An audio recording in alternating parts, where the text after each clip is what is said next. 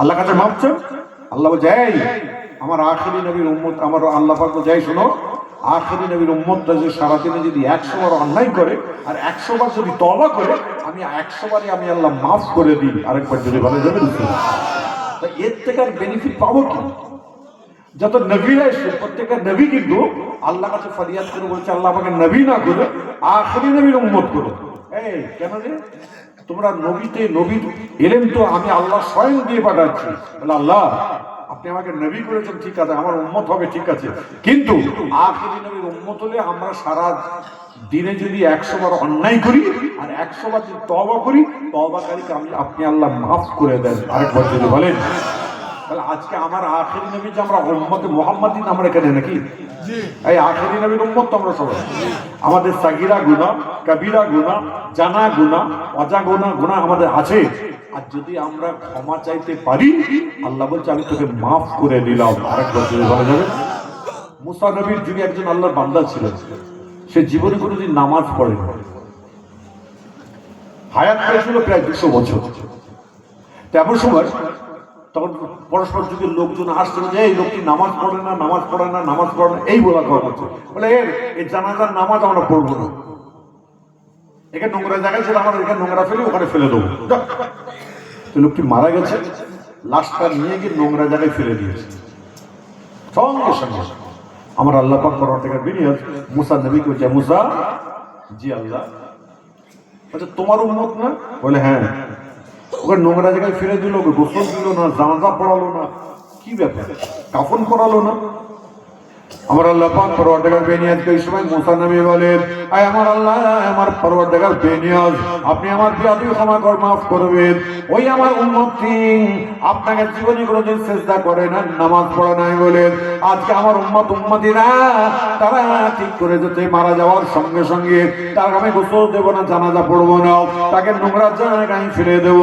আমার আল্লাহ পাক পরওয়ারদিগার বেনিয়াজ বললেন, এ মুসা তুমি শুনে রেখে দাও, আমি আল্লাহ পাক পরওয়ারদিগার বেনিয়াজ বলছি আজকে তোমার উপরে যে কিতাবকে আমি আল্লাহ পাক নাযিল করেছি তাওরাত কিতাব, তাওরাত কিতাবের মধ্যে যেখানে আখেরি নবী মুহাম্মদ রাসূল পাক সাল্লাল্লাহু আলাইহি নামটা লেখা আছে, ওই নামের মধ্যে তোমার ওই উম্মতটি যে মানুষটি নামাজ পড়ে না, আমাকে সিজদা করে না, আমার নামের উপরে চুমা দেওয়ার জন্য ওই ব্যক্তিটা জানা অজানা সাগীরা কাবীরা সব কিছু গুনাহগুলোকে আমি আল্লাহ পাক ক্ষমা করে দিয়ে জান্নাতি বলে কবুল করে নিয়েছি।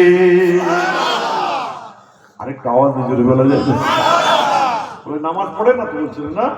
জি আল্লাহ নামাজ পড়ে না। বলে নামাজ পড়ে না ঠিক কথা, ও নামাজ পড়ে না ঠিক কথা, কিন্তু আমার আখেরি নবী, আমাদের নবী তো উনি, জোরে বলবেন, আমরা শেষ নবী মুহাম্মদ সাল্লাল্লাহু আলাইহি ওয়াসাল্লামের উম্মত তো, হ্যাঁ বলছে ওই আখেরি নবীর নাম তাওরাত কিতাবে যতবার দেখতে পাই ততবার এই নামের উপর চুমা দেওয়ার জন্য আমি আল্লাহর জীবনের সমস্ত গুনাহগুলোকে মাফ করেছি। চিন্তা করতে পারেন? আপনি বলুন হুজুর আমাদের গুনাহ মাফ হবে? হ্যাঁ।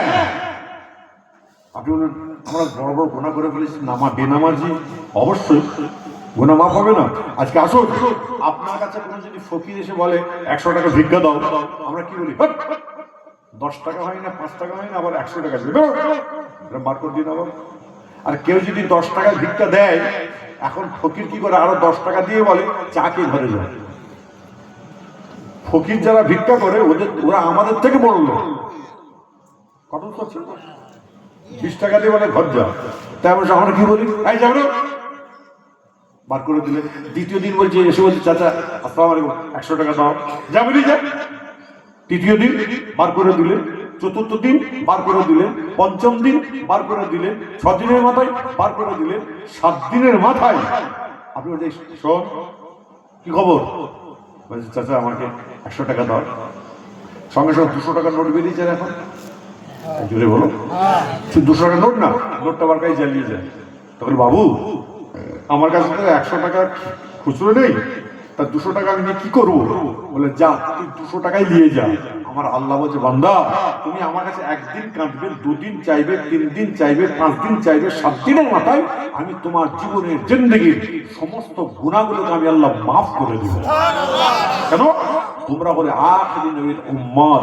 আরেকবার জোরে বলা যাবে রাসূল, কেন আমার রাসূল বলেছেন একটা উম্মত যদি জাহান্নামে থাকে, আমি নবী আমি জান্নাতে যাব না। আরেকবার জোরে বলা যাবে না? আল্লাহ নবীর দরবার শরীফে কথা বলতে গিয়ে বুখারী শরীফ হাদিসের মধ্যে পাওয়া যায়, আমার নবী আপনার নবী দয়ার নবী হুজুর আকরাম সাল্লাল্লাহু আলাইহি ওয়াসাল্লাম একদিন মসজিদে নববীতে ফজরের নামাজ পড়ে সাহাবাদের দিয়ে বলবো আপনারা বসে বসে আলাপ আলোচনা কথাবার্তা বলছেন। আলোচনা করতে করতে এমন সময় সূর্যটা মাথার দিকে উঠে যায়। যখনই মাথার দিকে সূর্যটা যখন উঠে গিয়েছে, এই সময় সাহাবাদের আমার নবী আপনার নবী দয়ার নেই বলে সাহাবারা যাও চলে যাও, অনেকটা সময় চলে গেছে, তুমি তোমরা বাড়ি চলে যাও। প্রত্যেকটা সাহাবা প্রত্যেকের বাড়ি থেকে এমন সময় ঘরের দরজা কাছে গিয়ে সালাম দিয়েছেন। আসসালামু আলাইকুম বলে সালাম যখন দিয়েছে, সঙ্গে সঙ্গে বাড়ির মেয়েরা ঘরের দরজা কাটা খুলে দেওয়া আলাইকুম আসসালাম উত্তর দিয়ে বললেন, এ আমার প্রাণের স্বামী, আপনার আসতে কেন এত লেট হলো, কেন একটুখানি বলে দিন। বলে আল্লাহ নবী সোনার জোবানে কথাগুলো বলছিল বলে আমরা সোনার জোবানে কথাগুলো শ্রবণ করতে করতে অনেক সময় চলে যাই। সঙ্গে সঙ্গে বাড়ির মেয়েরা বলতে থাকেন, না আল্লাহ নবী সোনার জোবানে কথাগুলো আমরা শুনতে চাইছি। সঙ্গে সঙ্গে সাহাবারা আল্লাহ নবীর দরবারে জোহরের নামাজ পড়তে গিয়ে এমন সময় রাসূল পাক সাল্লাল্লাহু আলাইহি ওয়াসাল্লাম বললেন, ইয়া রাসূলুল্লাহ, ইয়া হাবিবাল্লাহ, হুজুর আপনি আমার বিয়াদবি মাফ করবেন, আপনি আমাদের বিয়াদবি ক্ষমা করবেন। আমাদের বাড়ির মেয়েরা আপনার সোনার জোবানে কথাবার্তা শুনতে চাইছেন। আমার নবী আপনার নবী দয়া নেই বলে উঠলেন, ফালা তাফআল, কখনো নয়। এই সাহাবারা, তোমাদের বাড়ির মেয়েগুলোকে আমার কাছে আনার দরকার নাই। তোমাদের বাড়ির মেয়েদেরকে শ্রবণ করার যদি কোনো ইচ্ছা থাকে, তোমাদের বাড়ির মেয়েগুলোকে জোহরের নামাজ পড়ে আয়েশার কাছে, তোমাদের মা আয়েশার কাছে পাঠিয়ে দাও। জোহরের নামাজ পড়ে যে যার বাড়ি চলে আসবে। খবরদার চিন্তা করো না, টেনশন করো না। যখন এই কথা বলেছেন, বলার সঙ্গে সঙ্গে এমন সময় বাড়ির মেয়েগুলো যখন বলেছে, সঙ্গে সঙ্গে বাড়ির মেয়েরাও জোহরের নামাজ পড়ে আম্মা যার মা আয়েশার কাছে চলে যায়। আসর নামাজ পড়ে যে যার বাড়ি চলে আসে। আপনার মাসলা মাসাইল শোনার পরে এমন সময় একদিন আলোচনা করতে করতে মাগরিবের আজানের টাইম হয়ে যায়। একজন মহিলা মেয়ে ছিলেন, দাঁড়িয়ে আমার নবীকে সালাম দিয়ে বললেন, ইয়া রাসূলুল্লাহ, আম্মা জান আয়েশাকে বলেন, ইয়া আম্মা জান বিয়াদবি ক্ষমা করবেন। আজকে আপনি যদি হুকুম দেন, আদেশ যদি দিয়ে দেন, আজকে আপনার সন্ধ্যা হয়ে আসছে, সূর্য ডুবে আসছে, আপনার ঘরের চেরাগ বাতিটা আমি একটু জ্বালিয়ে দিই। আম্মা জান আয়েশা টুকরে কাঁদছেন। আম্মা জান আয়েশার কান্না দেখে মেয়েরা কান্না শুরু করে দেয়। সঙ্গে সঙ্গে আম্মা জান আয়েশা বললেন, মা ইউতি গিয়ে, এই মেয়েরা তোমরা কেন কাঁদছো বলো। আম্মা জান আয়েশার সঙ্গে আম্মা জান আয়েশাকে বললেন, বলে আম্মা জান আপনার চোখের পানি থেকে আমাদের চোখে পানি বার হয়ে যায়।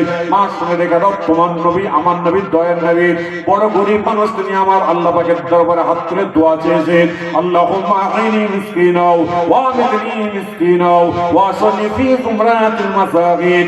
আল্লাহ আপনি আমাকে যতদিন হায়াতে রাখবেন, গরিবী আলাদা রাখবেন, কাল কিয়ামতের দিনে হাসরের মাঠে যখন তুলবেন, গরিবের সঙ্গে যেন আমার আসান নাচার হয়ে যায়।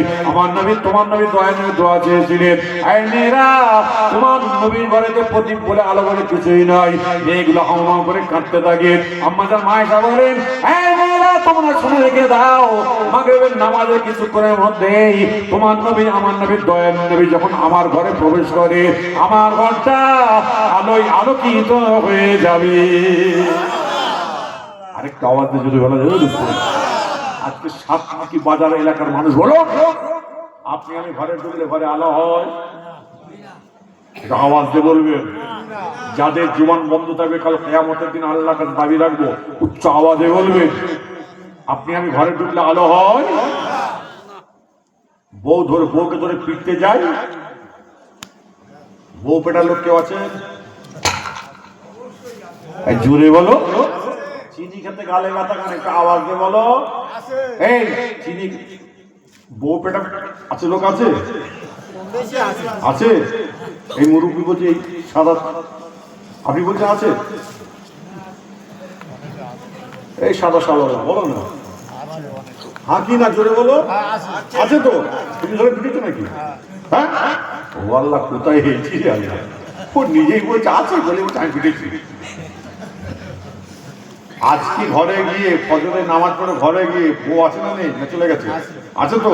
বইয়ের হাতটা ধরে বলবে, তুই আমাকে মাফ করে দে। আপনার স্ত্রীকে বলবেন, তুমি আমাকে মাফ করো। তখন মেয়েটি হতভম্ব হয়ে বলবে, কেন কি হয়েছে তোমার, তুমি ক্ষমা চাইছো? বলে অনেক অন্যায় করে ফেলেছি, আমার রসুল পাক আম্মাদের তো পেটে নিয়ে আমি রাগের মাথায় ফিরে ফিরেছি এবং মাফ করে দাও, সঙ্গে সঙ্গে মেয়েটার চোখ দিয়ে ঝরঝর করে পানি বার হয়। আর আপনার যদি চোখ দিয়ে পানি বার হয়, আল্লাহ যাও, ওদের দুজনের পানিকে আমি আল্লাহ জমা রেখে দিই, ওদের দুজনের জাহান্নামের আগুনটাকে আমি আল্লাহ ঠান্ডা করে দেবো। আরেকবার বলা যাবে না?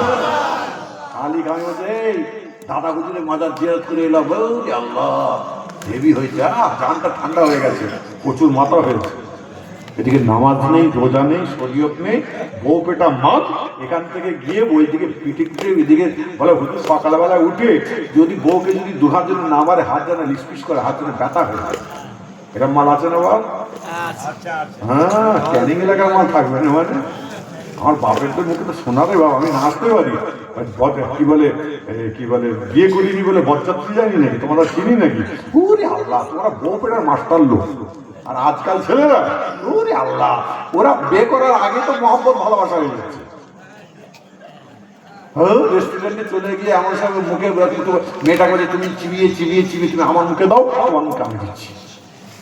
এরকম আছে না বাবা? আরে জোরে বলো, আজকে বলো। ওই ছেলেগুলো আপনার আমার জন্ম দেওয়া না, অন্য কেউ এসে জন্ম দিয়ে গেছে? হ্যাঁ, এদিকে খালি বলছে হুজুর আমি না মেয়ে হুজুরের মুরিদ, আমি না সাইফুল হুজুরের মুরিদ, আমি আলফারা হুজুরের মুরিদ। আরে বাপ, তোমার ছেলের বউ যদি বেহায়ার নির্লজ্জের মধ্যে ঘোরাঘুরি করে, আর তুমি যদি দিন রাত আল্লাহ জিকির ফিকির মুরাকাবা মুশাহিদা নামাজ নিয়ে সিজদায় পড়ে থাকো, আল্লাহ তোমাকে জান্নাত দেবে না। আর দায়িত্ব লা ইয়াদখুলুল জান্নাত, বলে হুজুর আমার ছেলের বউকে তো আমার ছেলেকে তো আলাদা করে দিয়েছি। আপনি যতই আলাদা করেন, খোদার হাতে আলাদা নেই। পাগলামো হচ্ছে না?